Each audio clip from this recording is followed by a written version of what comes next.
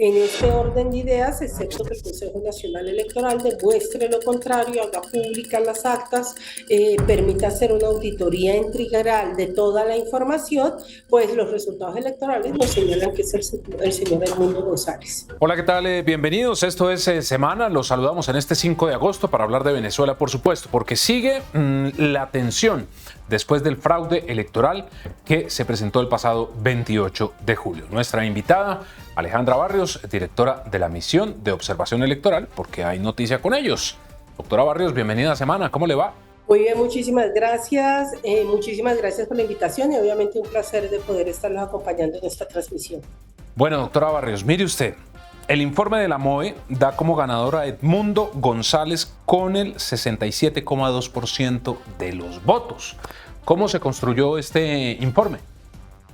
Mira, Diego, en la página, uno puede encontrar una página en la que se denomina www.resultadosconvenezuela.com. En esta página, ciudadanos, jurados de votación, testigos electorales subieron las imágenes de las actas del pasado domingo que se realizaron elecciones en Venezuela. ¿Qué procede a hacer la misión de observación electoral? Hace 3 pasos. El primero de los pasos es bajar todas las imágenes, porque son las imágenes de las actas, no son los datos en sí mismos de las actas. En segundo lugar, hacemos una validación de la integridad electoral de estas actas.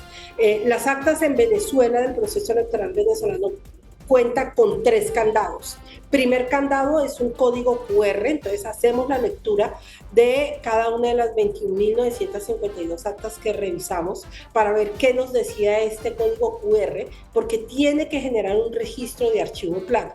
Entonces, si generaba el registro de archivo plano con los datos electorales, primer chulito del candado.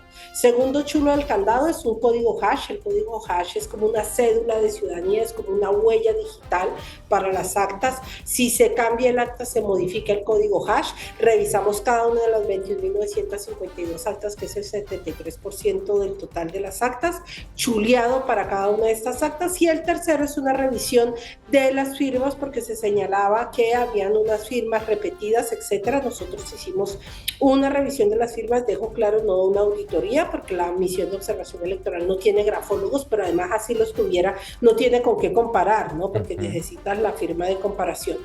Teniendo toda esta información, se arma la base de datos que va desde el centro de votación hasta el estado, es decir, centro de votación, parroquia, municipio, estado, de 4 niveles, y eso nos permitió indicar que a partir de la información de la base de datos, el candidato presidente, doctor Nicolás Maduro, tiene una votación que no corresponde a la que da el Consejo Nacional Electoral, sino que es una votación de 2.8 millones de ciudadanos, y el señor Edmundo González, de acuerdo a las actas registradas, tiene una votación de 6.3 millones, es decir, el 67% de la votación.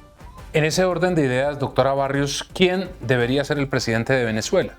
En este orden de ideas, excepto que el Consejo Nacional Electoral demuestre lo contrario, haga públicas las actas, permita hacer una auditoría integral de toda la información, pues los resultados electorales nos señalan que es el señor Edmundo González. Este informe que ustedes hacen, doctora Barrios, ha generado polémica en Venezuela. Incluso usted sabe que le respondieron y tal. Pero si las evidencias están, si esta verificación se puede hacer con trabajos como los que ustedes adelantan, ¿por qué será que el Consejo Nacional Electoral no quiere revelar las actas? Pues esa quizás es una de las mayores preguntas. El Consejo Nacional Electoral, Diego, tiene la información con mayor rapidez, inclusive que se tiene en Colombia. Tenemos sistemas que son muy diferentes. Allá hay unos procesos técnicos que permiten que el Consejo Nacional Electoral tenga la información por mesa el mismo día de las elecciones, a más tardar la totalidad de la información al día siguiente de las elecciones, es decir, se hace el escrutinio prácticamente que en tiempo real. Las actas que tiene la gente son actas que se imprimen en el mismo puesto de votación. En Colombia no se imprimen las actas en el puesto de votación, porque nosotros tenemos un sistema manual. Lo que se hace en Colombia es que los testigos electorales le toman la foto. En Venezuela los testigos electorales se le entregan una impresión del acta. Y en Colombia las actas son transmitidas telefónicamente donde pueden presentarse errores de dictados, por eso se habla de un preconteo, no se habla del escrutinio, el escrutinio empieza con jueces y notarios, mientras que en Venezuela una vez se imprimen las actas, se conecta la máquina de votación a una línea dedicada que no es de internet, esa es la vieja usanza para tener seguridad, a veces lo viejo es más seguro que lo nuevo, y transmite la información inmediatamente a la autoridad electoral, es decir, que a más tardar el día lunes, desde el día lunes siguiente a las elecciones, la autoridad electoral cuenta con toda la información, porque no la ha hecho transparente, porque no ha dado acceso, porque no ha llamado a auditorías para que hagan una información, una verificación de sus dichos, es algo que ellos tendrían que contestar, pero pues hay unas actas que están publicadas, hay unas actas que no han sido controvertidas con otra información, porque no podemos entrar en materia electoral a que yo gane, tú ganaste, sino no habría un árbitro electoral, y pues lo que esperamos es que el Tribunal Electoral convoque a esta auditoría integral para verificar la información. Pero las instancias en Venezuela son muy complicadas, doctora Barrios, porque usted sabe que todo está cooptado por el chavismo, por el régimen de Maduro. Pero, doctora Barrios, ¿hay posibilidad, digamos que el tema del voto electrónico y las nuevas tecnologías pueden ayudar en los procesos electorales, pero tienen muchas críticas porque supuestamente se pueden hacer modificaciones, alteraciones y tal? Diosdado Cabello ha dicho que tienen 30 días para que se revelen esas actas.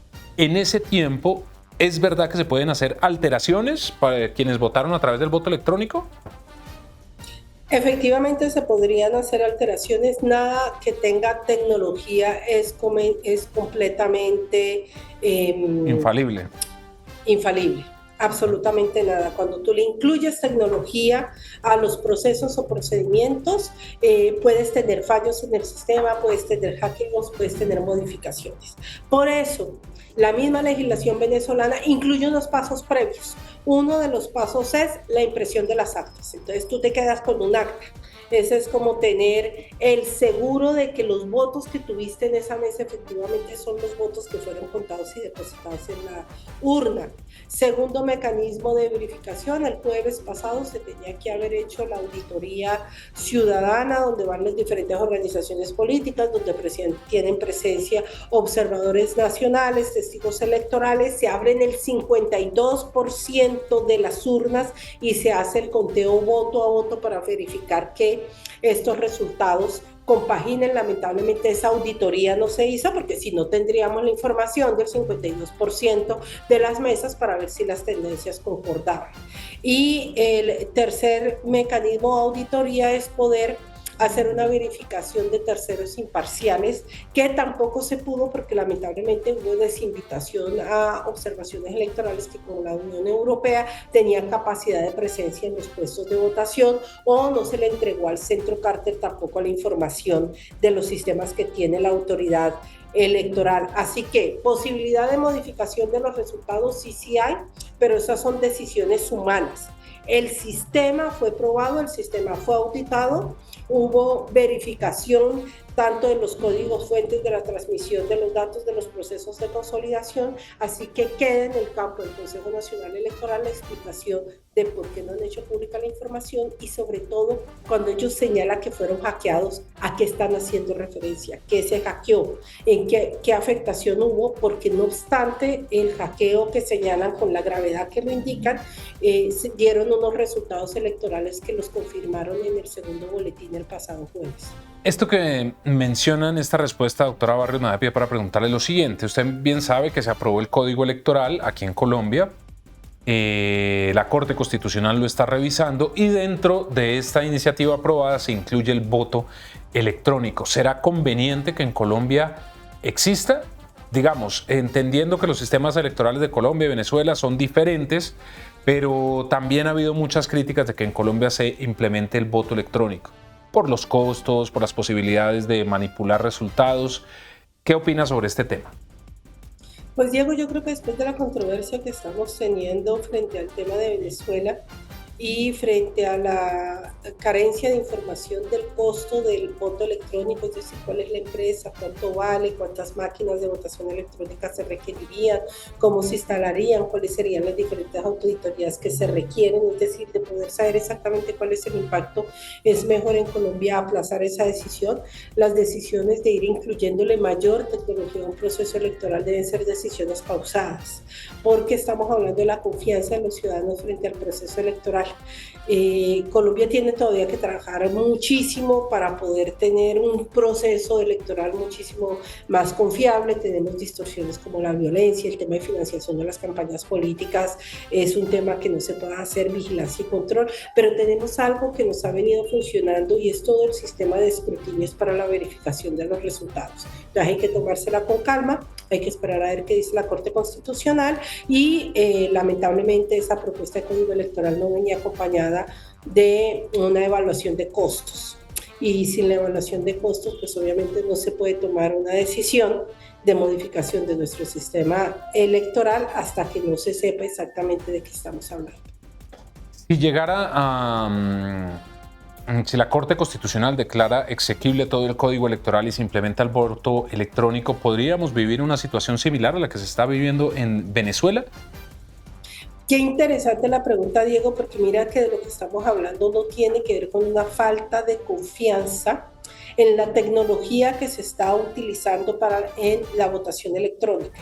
Mira que lo que se está pidiendo son las actas, que lo que la misión de observación electoral hizo fue un análisis de las actas, es decir, frente a la tecnología electoral tenemos confianza y tenemos un grado de confianza suficiente como para decir, por favor, muestren las actas.